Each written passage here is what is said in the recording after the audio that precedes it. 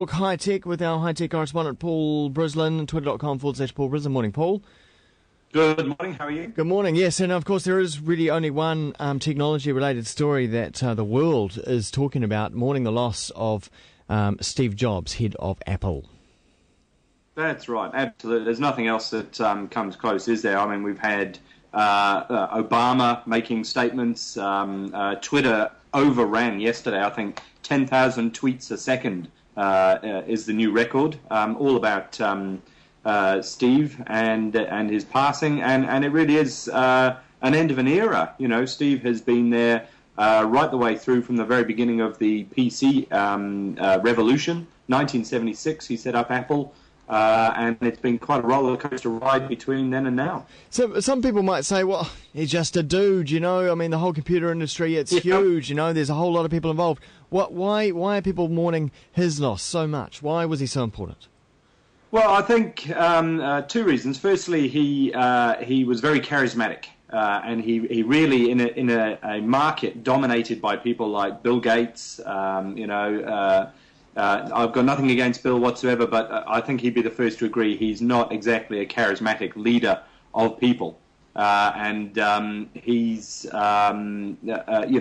Steve actually stood out from the crowd. He delivered product. He sold the industry as an industry rather than individual products. And on that regard, he led the way. He really was the first of these real leaders in the industry. But he was there all the way through from the very beginning, and that's quite critical as well. He helped found Apple in 1976, took it to the heady heights of, introduced Lisa and then Macintosh, and then the roller coaster dumped him on his butt out the door in 85, 86. Yeah. The board decided they'd had enough of him. So he went off and he didn't let that stop him. And Next Computers, in effect, was a reverse takeover of Apple when he was brought back in. They've now adopted Next's Unix-based operating system. They've really taken over the Apple environment again. And what Apple has done over these years is it's led the market in terms of design, in terms of functionality, whereas with a PC, you're always managing your environment. You're always installing updates, you're installing virus protection. There's a whole lot of issues around running your computer that is fine if you're a computer geek. But for the vast majority of people, they don't actually want to know what goes on under the hood. They just want to be able to get on and do whatever it is they bought the computer to do. Apple really got that from an early stage. They really did understand that people want to use the computer for something else, and that's the important part, not the computer itself. So obviously, extremely important in the technology area, but a lot of people are talking about him as being inspiring beyond that, as inspiring as an individual, inspiring people to live their lives a certain way. Well, certainly since he was diagnosed with pancreatic cancer, he seems to have really grasped the nettle when it comes to realizing that the clock's ticking. And, I don't like to disturb you at all at this time of the day, Wammo, but you're going to die. One day it's all over. And 100 years from now, you've got to wonder what people will think, whether they'll remember us, whether they even knew we were here. And I think Steve really understood. Certainly from for the last 3 or 4 years, a lot of the things he's been talking about are inspirational from that point of view. He wants you to get on. He says, don't lead somebody else's life. Don't do what the other people expect you to do. You've got a dream in your heart. You've got something you want to be doing. Get on and do it. And if you're one of these people who sits there and gets up in the morning and says, I'm not really looking forward to my day. The job's not fulfilling. I'm not leading the life I want to lead. Get on and change it, because you only come this way once, and you want to get it right, because otherwise you're dead a long time, as my mother likes to say. You're dead a long time. So you might as well have fun while you're here. And there's a great Stanford address that you can search on YouTube where he communicates that. But I mean, in his later years, he didn't give very many press interviews, did he? So I mean, what do we really know about him as a man? Was he easy to get on with? What was he like to work for?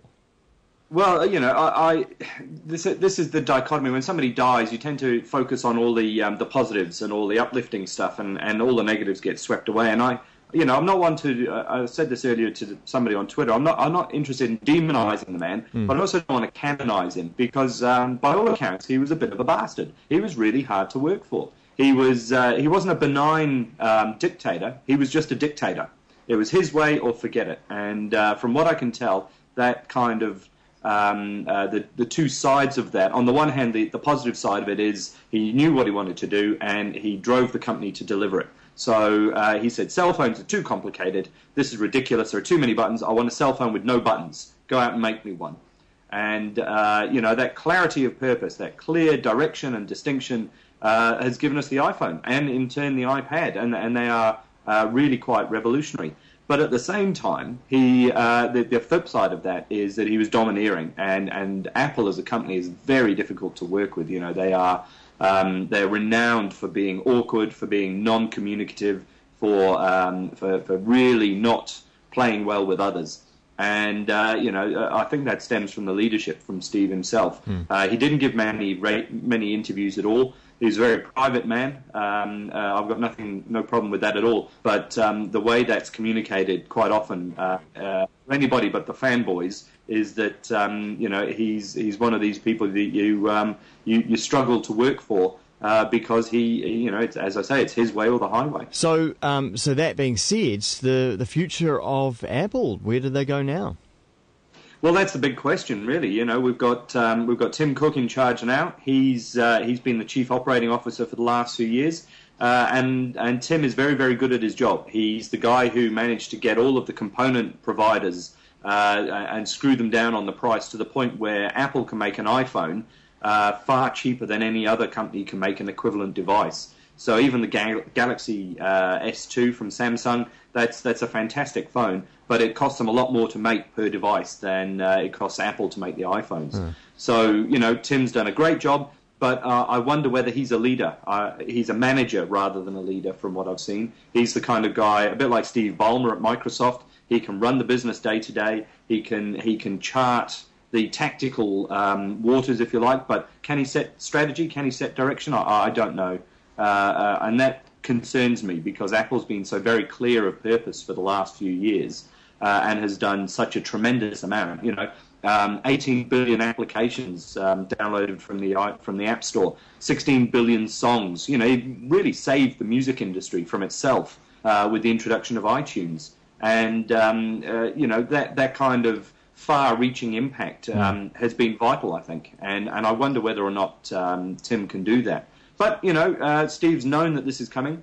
I would trust that he's able to build an exec team who can sustain Apple into the future. He's got a great designer. Jonathan Ive is still there. We've got Tim Cook, as I said. The team seems to be quite strong. And if they can retain that focus and keep that leadership position, then they'll do well. It was interesting to find out yesterday, apparently Wozniak, who started Apple with Steve, is still on the payroll. He's only paid a meager sort of sum, but he wanted to remain on the payroll right from the beginning to the end. So it's quite interesting. Yeah. He is, and that's the kind of company that it is. It's an inspiring place, and Jobs with his Think Different campaign, he's really led the charge into not just accepting that we have to do things a certain way because that's the way they've always been done. Rules are there as guidelines rather than as laws, so let's go out and break them. And he's done a fantastic job of that over the last few years. Well, just before we go, I do want to mention just another big piece, I think is another big piece of technology news that was announced yesterday. Of course, has been overshadowed by all this, but I think this is possibly a little bit of a game changer for those who want to so-called cut the cord, that is, cut the traditional TV cord. Xbox, Microsoft has inked deals with HBO Go, Bravo, BBC, YouTube, and a whole lot more. Just looking through the list here, NBC, Crackle, Sci-Fi Channel, a whole bunch of channels obviously in the States and overseas, not here in New Zealand, but this shows Xbox really cementing themselves as the set-top box and swiping. That's right. You're wiping away the competition and saying, no, this is the entertainment hub. So this is really exciting. Apparently the YouTube content will be coming to New Zealand, so you'll be able to search for any YouTube video through your Xbox. But nothing else. That'd be right, wouldn't it? Nothing else, yeah. So once again, we dip out on all the good quality content, and we get the funniest home videos. Boffo, yeah. So but you're dead right. This is the new battleground for Microsoft. Just as Apple reinvented itself, so Microsoft is, and the Xbox and the Kinect, with all of this sort of thing going on. Plus, on the other side of it, the telco side of it, they bought Skype, and when you put Skype on the Xbox with the Kinect module, you've got home video capability, the likes of which we've never seen before. Yeah. And I think that's going to be very interesting. Microsoft's got a very interesting time of it in the next few years. Yeah, indeed. Watch the space. Hey, Paul, thanks very much for your thoughts on Steve this morning. Cheers for that. That's all right. Thanks very much. Paul Brislen on Twitter if you want to continue the conversation over